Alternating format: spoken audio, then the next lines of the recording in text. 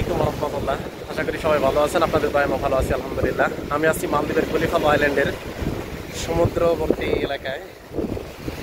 এখানে একটা বিচ সাইডে আমি উপস্থিত আছি। আপনাদেরকে একটা জিনিস দেখাবো, আমি শেয়ার করবো আপনাদের সাথে। দেখেন, দেখলে আপনারা অবাক হবেন। দেখতে পাচ্ছেন এটা কি? দেখতে মনে হচ্ছে গরুর মাথার মতো, কিন্তু আসলে গরুর মাথা না।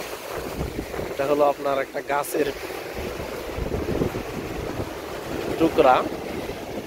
দেখেন এই সমুদ্র জলে ভেসে এখানে এসে আটকে গেছে। তো এটা দেখতেটা কতটা মানে মনে হয়, দেখেন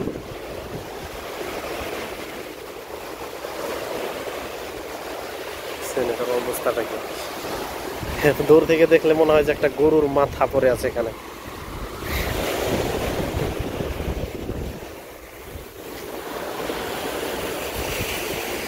এই হলো মালদ্বীপের সৌন্দর্য, যেখানে সেখানে লুকিয়ে আছে মালদ্বীপের সুন্দর।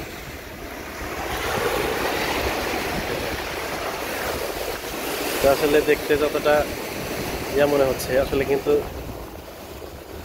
ততটাই ভয়ঙ্কর।